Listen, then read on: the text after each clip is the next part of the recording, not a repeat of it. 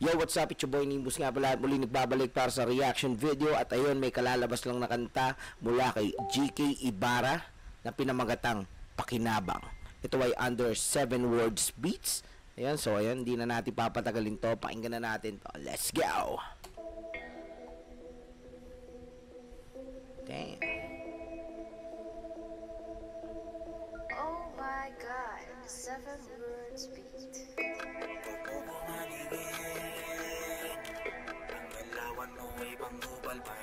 Uy, pangkupal to ah. Aha. Wag mo kong halingin. Yeah. Ang galawan mo ay pangkupal pare. Uy, I like that one. I like the one. I like the chorus tsaka yung mga brrrah. Yung mga ganun datingan lakas nun. Aking paningin. Come on. May bagay kang di kayang abutin. Wag mo kong ululit. Ganyang galawan mo hindi ko papalagpasin. Kahit pilit talunin, di mo maaabot ang aking mga narating. Ang dami ng ang taong ganito. Oo, totoo yan. Taran pero wag kang malito. Ang habol pakinabang sa iyo. Ayan, totoo yan. Real talk yan. May kilala akong ganyan. Banggitin ko pa ba? Di na. Oo, masakit pero ganyan ang totoo. Kahit isa mo, baka pa ang maihain mo sa kanila ay walang bilang at kakalimutan kapag kailangan nakuha na papalitan. Mga ugali nila magaspang, pagmumuka puro kakapalan. Mahusay bumuka sa una pag nakikiusap ikaw ang sinasandalan. Ganyan sila mismo walang mga utang na loob, iiwanan ka sa kasunod. Mga pigit Yan, yung mga walang utang na loob yan. Iiwanan ka na lang sa ere niyan pag di ka na nila kailangan. Diba? Mga literal na mga fuck shit. nakinang na mapanlim lang maitim mga laman kasi mga tinubog. Ganyang katauhan, mga dapat na iwasan. Mga tinubog lang, no? So, hindi sila mga original. So, yun, dapat iwasan natin yung mga ganyang mga tao, mga ebas lang. Katabi mo kadalasan, hindi mo lang alam kasi kagalingan nila magpanggap na sila ay kaibigan mo.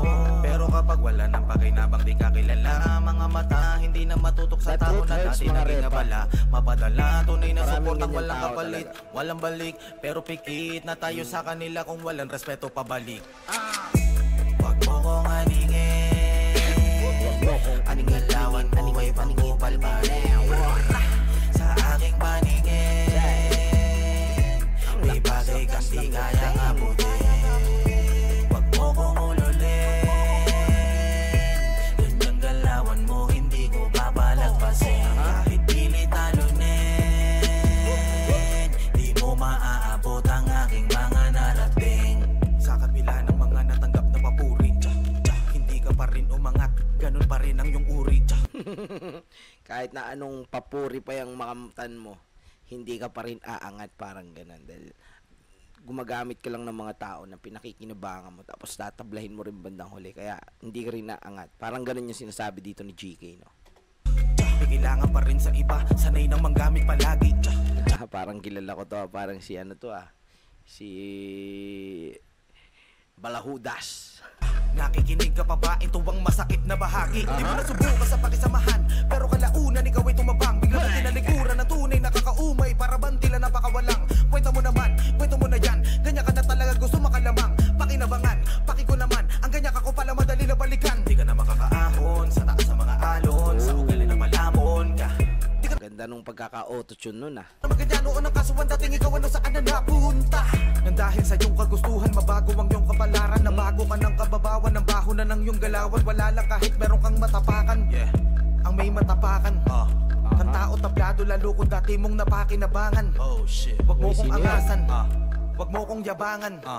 Kilala kita yung level at galaw mo kumpara sa akin ay pantalampakan. Oh shit! That was real talk, man. Ang galawan mo ay pangkupal pa rin. Pangkupal pa rin. Sa aking narating, pero bagay lang ang kayang amuin. Wag mo kong aningin, ang galawan mo ay pangkupal pa rin. Yes, ang ganda-ganda ng hook, talagang nakakadala. At real talk talaga yung mga sinasabi. Para to sa mga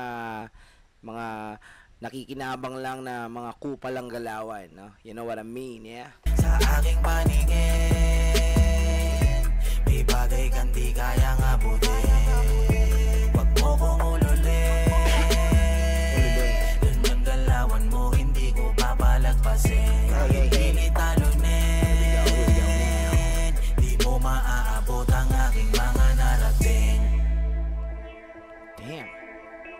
hot, man. Napakatindi at napakainit nung kanta na yan, ano? Pakinabangan by GK Ibarra, 7 Words Beats. Yan, mga kapatid, mga repa, real talk ang mga laman ng awiting ito. At yun, sa aking palagay, ito ay diss track o tira sa mga taong may mga kupal na galawan tulad ni Balasubas. O, diba? Sample lang naman yun, mga repa. Pero pwede nyo na rin i-consider, diba? So, ayun, mga repa peeps, diba? Kung hindi pa kayo nakapag-subscribe sa aking YouTube channel, syempre, mag-subscribe na kayo dyan. Syempre, i-hit nyo na rin yung bell button. At syempre, dito ay 7 Words Beats. Syempre, mag-subscribe na rin kayo dyan.